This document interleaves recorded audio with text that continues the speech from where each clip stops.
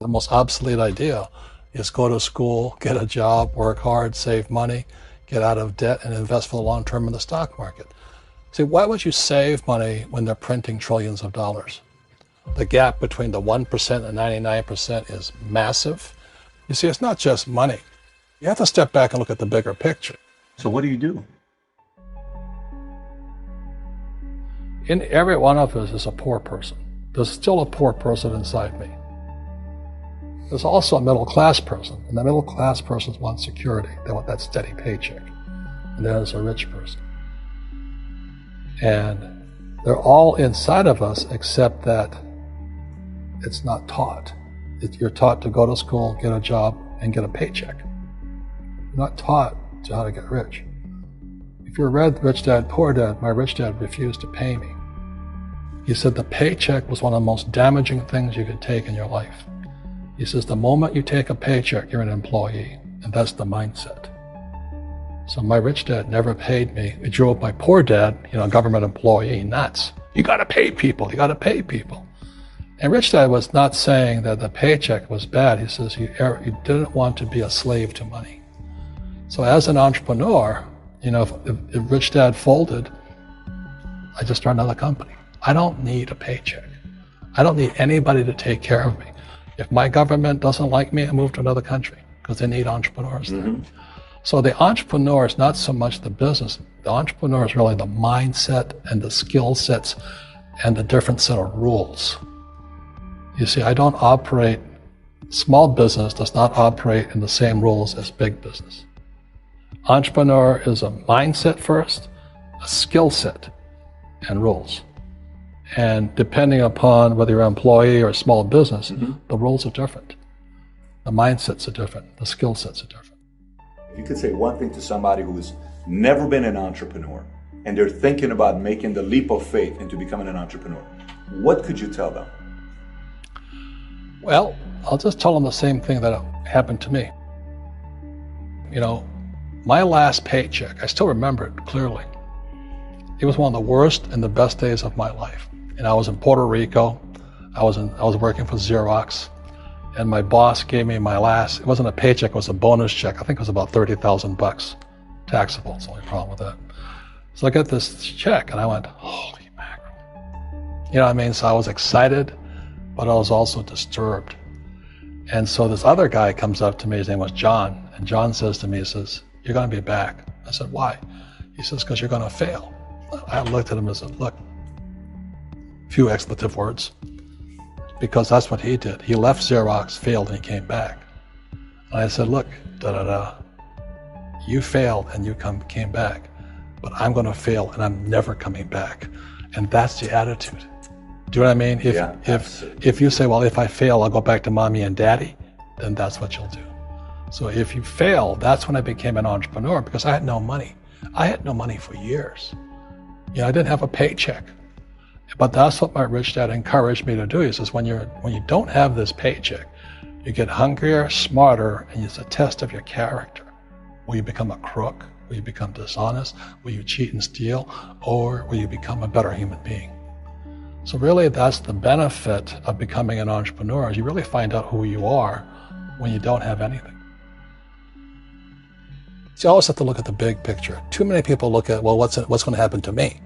When you look at the big picture, you're also going to know that when something bad happens, something good's going to happen. But you got to prepare for whatever is coming. If you think next 20 years will be like the last 20 years, you're going to get creamed. When you and I go to the supermarket and we buy a carton of milk, we always check for the expiration date. But most people do not check for the expiration date on their brains. Instead of get out of debt, I get into debt. I just refinanced $300 million in debt. I went from 5% to 2.5% interest. I made a fortune. Every month, more money comes in because my cost of money has gone down. So while some financial experts are saying get out of debt, I'm saying learn how to use debt. See, when I came back from in Vietnam in January of '73, the first thing my rich dad said to me was go to school to learn how to invest in real estate. It wasn't real estate, it was how to use debt and taxes. Debt and taxes make the rich richer. Debt and taxes make the poor and middle class poor. So all the rich guys who are doctors and lawyers or, those guys, they're getting creamed and they don't know why. Doctors are getting creamed. Oh yeah, they're making more money, but the take home is less. Sure. My doctor just yelled at me. He was happy. He says, "Oh, guess what? I finally made $1 million." And I said, "Yeah, this was just 3 weeks ago." And so I said, "Yeah, well, how much you pay in tax?" He says, $750,000 in taxes. So his net was about $400,000. That's not bad. But when I make $1 million, I keep $1 million. And the reason is because I don't make it by working for money. See, if you work for money, you're taxed. So that's why lesson number 1 in Rich Dad, Poor Dad is the rich don't work for money. What we do instead is we create businesses as entrepreneurs. We acquire real estate. I don't invest in the stock market. Okay? So the reason is because as entrepreneurs, I have more control over my income, how much I make, and how much I pay in taxes. And because I'm an entrepreneur as well as an investor in real estate, I pay 0 tax. So every time I make, let's say, $1 million as an entrepreneur, I immediately invested in real estate. I have a 4-to-1 step up. So I put $1 million in real estate. I get $4 million from the bank. That's why I love banks. But the banks are screwing everybody else. Terrible. But it's good for me. That's why you say when you print, it's good for you, but when you print, it's bad for people that work for money. Because when you print, savers get creamed and people who work for money get creamed. When they print, debtors get rich. You see, debt and taxes make the rich richer, and debt and taxes make the poor middle class poorer. When we have obsolete ideas, we get obsolete results. So what's happening for most people, the idea of going to school, getting a job, working hard, saving money, getting out of debt, buying your house because it's an asset, investing for the long term, is obsolete. The world has changed. The world changed in 1971 when President Nixon took us off the gold standard and money became debt. What if we get rid of school? Then what would happen? Would it be better if we had no educational system at all? No, I'm saying education is more important before. It's just obsolete. There's Moore's Law which states information doubles every 18 months. In other words, everything's obsolete 18 months. So, and this is just a recent phenomenon. So when you come out of school, you're already obsolete. And that's why I'm the old guy, I meet my friends who went to Harvard. Say, I went to Harvard. I said, yeah, that was how long, 50 years ago? Today, the banks are charging you interest to save money. In other words, banks don't want your money because they printed too much of it.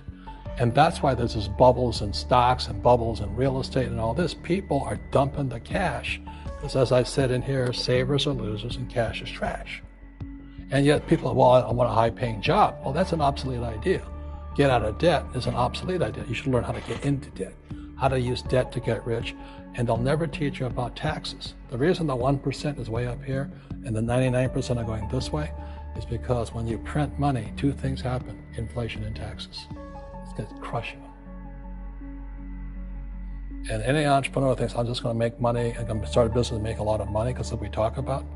They really have got to smell the roses, man. That's not what the real entrepreneurs are doing. Most entrepreneurs, there's 28 million small business owners in America. 24 million are what are one-person entrepreneurs. They're called non-employee entrepreneurs. So and that's what happens is when people don't really understand what an entrepreneur does. So most big people are self-employed, but they're not really entrepreneurs. The self-employed pay the highest taxes of all, and nobody tells them that. Yeah, it's also called the entrepreneurial spirit, but what we were actually talking about was there's no such thing as a bad economy. There's the external, you and I, we all have an external economy, but we also have an internal economy, and the willpower is to change our internal economy. So for me, I can see the good and I can see the bad. I don't really give a damn because I'm going to be rich anyway. But a poor person with a poor personal economy, all they're going to see is a bad economy because they don't know how to make money in any economy. And a middle class person, they have a middle class economy. What they want is a nice house, a steady paycheck, and the job and the car. And so when you take their job away, to them, that's disaster. Well, since an entrepreneur doesn't have a job anyway, it's no big deal. So all I'm saying to people is what Bucky Fuller taught.